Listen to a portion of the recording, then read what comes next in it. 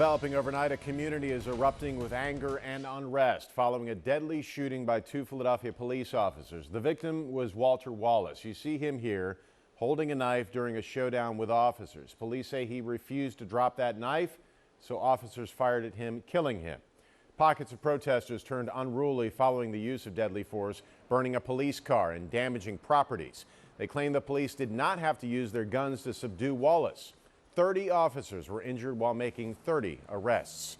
Action News reporter Catherine Scott is live in University City with more on the unrest that followed the shooting. But we begin with Corey Davis, live at police headquarters with more on that fateful confrontation between police and Wallace. Good morning to you both.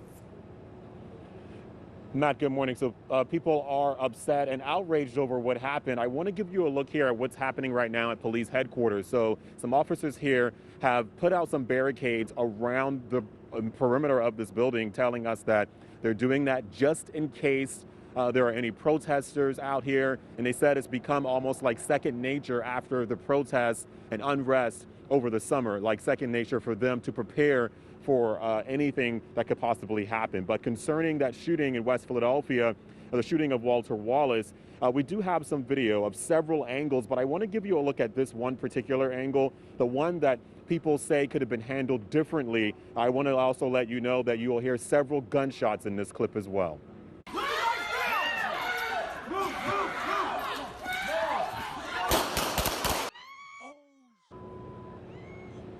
And just providing some context for you of how it all ended. The rest of the video is too graphic to show, but we're told two officers shot 27-year-old Wallace in front of his mother when he was armed with a knife. Neighbors say that she was out there trying to calm him down and de-escalate the situation.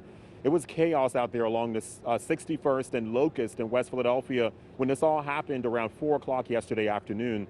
By late evening, protests had already begun and police formed a barricade around Southwest detectives bracing for potential unrest. And in an interaction we don't often see, Police Commissioner Danielle Outlaw was at the scene speaking with upset residents right after that shooting happened. They were questioning her about whether less force could have been used and why this turned lethal.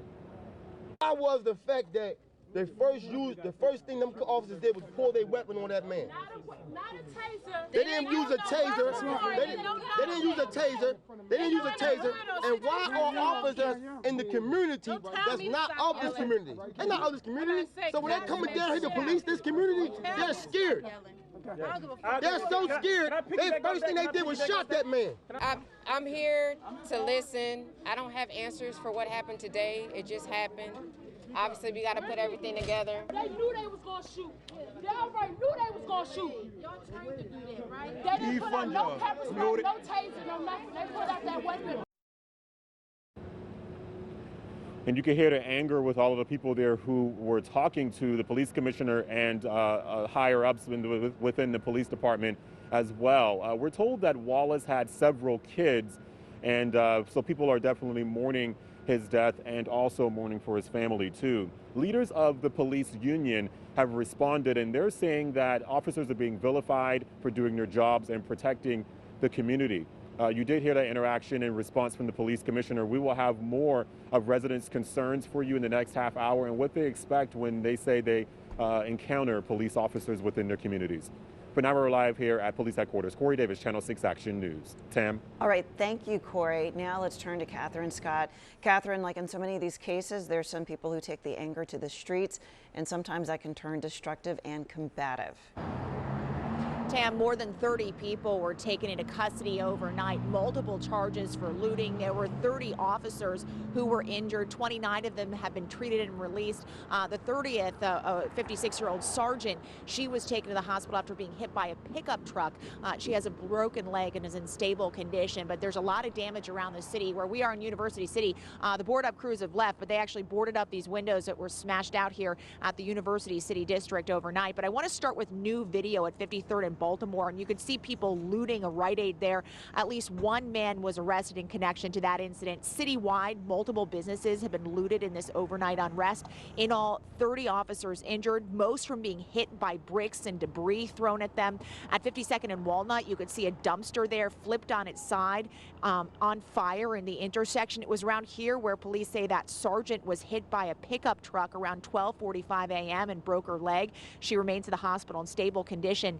Dozens of officers arrived at the scene. You can see them with shields, helmets, and protective gear, pushing and moving people back. More than 30 people taken into custody, multiple people arrested for looting. In one case at a Rite Aid on Chestnut Street, a money bag with a tracker was taken. 3 men with 3 firearms were arrested in that incident. And along 52nd Street, you could see this picture courtesy of the Philadelphia Inquirer, a police SUV on fire, flames churning inside that SUV. There was another police vehicle vandalized as well in a different location. Over in University City in the area, 40th and Chestnut, you could see shattered and smashed windows at the Starbucks in the University City district. So clearly a lot of damage overnight. Police are still responding to this. We'll bring you any updates as we get them. We're live in University City. Catherine Scott, Channel 6 Action News.